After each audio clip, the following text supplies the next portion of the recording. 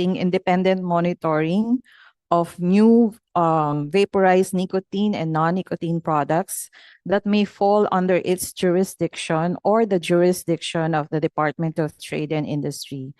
The FDA also reaffirms its preparedness and willingness to work with Congress and the Senate to improve existing laws and further strengthen the country's capacity to address the challenges presented by these products to our population and economy.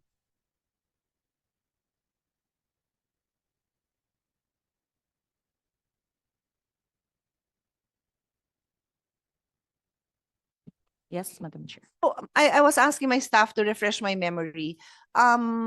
Secretary Urbosa said in the last hearing that ang recommendation niya is magkamuwa ang DOH and DTI. Kasi nga, DOH ang may capacity. So again, Secretary Roque, you waste my time when you are not here because done na ako sa side ng DOH and FDA. You're just reiterating to me what we have discussed. Even Secretary Urbosa, I have been very candid with my concerns and my issues. And now, to me, that was a good solution. So ano nangyari? May MOA ba? I vaguely recall, but I would like sana to hear it from the secretary herself na during my private meeting with her during the time of the period of the debates on the budget of DTI, she assured me that she would be working. But I need to hear it in this hearing. So that is why I need her presence, and I am extremely annoyed that she does not grace us with her presence when she was invited and she confirmed that another meeting or whatever, another engagement. Okay. Is now pending with DTI. Okay? I will ask the secretary, okay na ba sa MOA? Kasi kung okay na sa MOA, then I can handle other issues that I need to take care of. I can move on knowing DOH and FDA that are tasked with overseeing the health of our people will be working closely because kayo nga yung may expertise. I'll move on. Paulit-ulit na lang ako. Okay? Noted? Okay.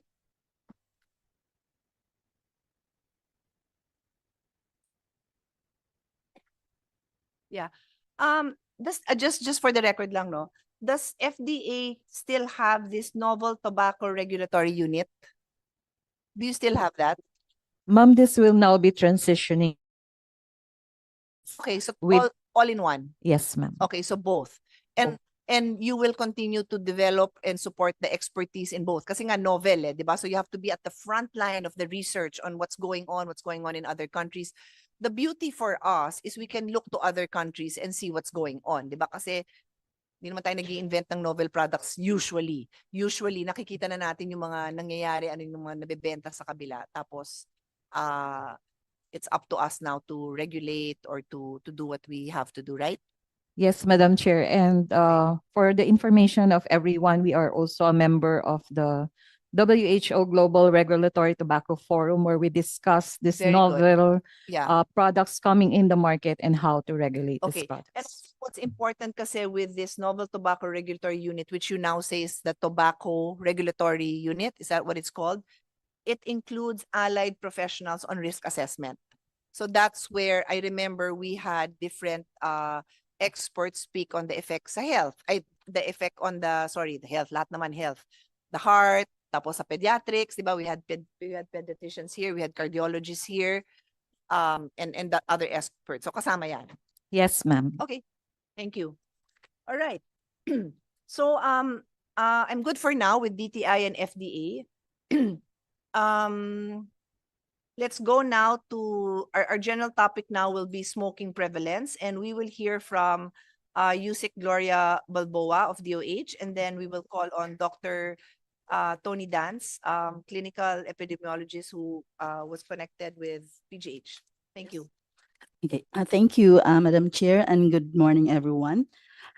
Well, based on the GATS or GYTS data po, there has been a steady decline in tobacco use among youth 13 to 15 years old from 23% in 2009 to 12.5% in 2021. And adult... Pakiulit, kasi susulat ko lang. Yes po. Among the youth, it's 13 to 15 years old. The declines from 23% in 2009 to to 12.5% in 2021. And then for adults 15 years old and above, from 29.3% in 2009 to 19.5% in 2019.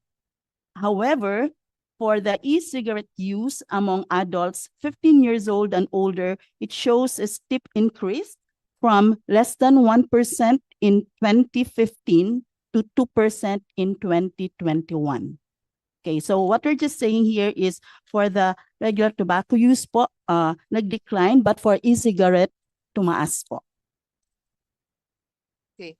Now, let me just give a quick comment, no, because when you have so much data, it's going to be harder for me to give a comment at the end. So quick Yes. comment on this, because I think there are other resource persons who will also share data. Yes. So, but at least on the data you provided, I think this is very consistent with our prediction when we first started hearing these bills during the time of the syntax deliberation, wherein the tobacco companies' agenda is to shift users to vapes. No, we made that very clear. And then maybe later on, somebody can also share na parang not only is the shift misguided, because there's also dangers, of course, in vaping, but pinapalabas nga na healthy alternative, di nga healthier, healthy pa nga, healthy pa daw talaga eh.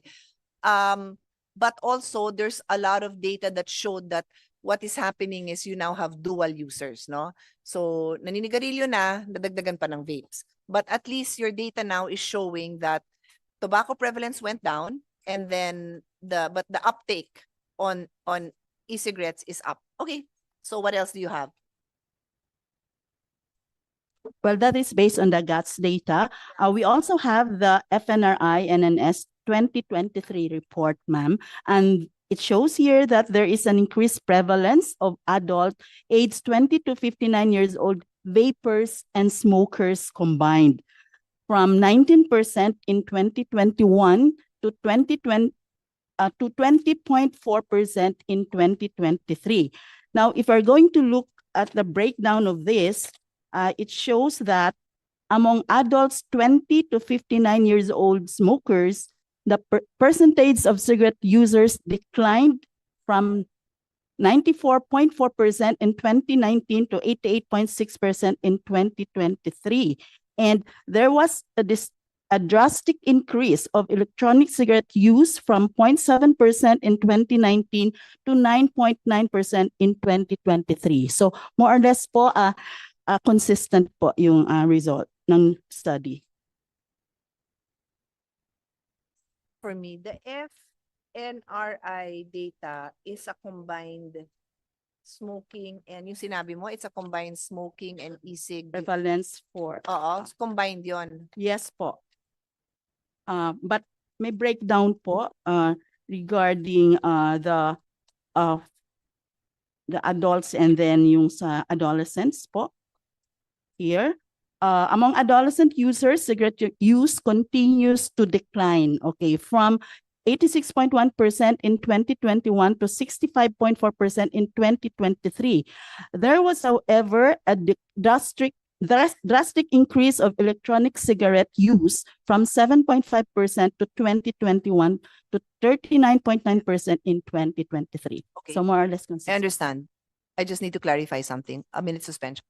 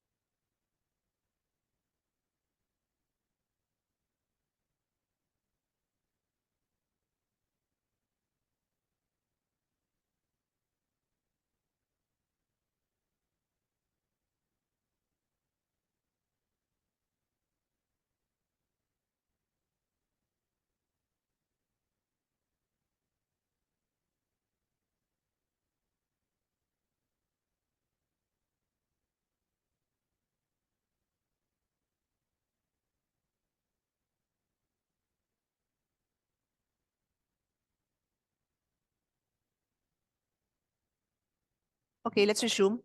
Go ahead. Are you done or more? Well, I think it's also important to note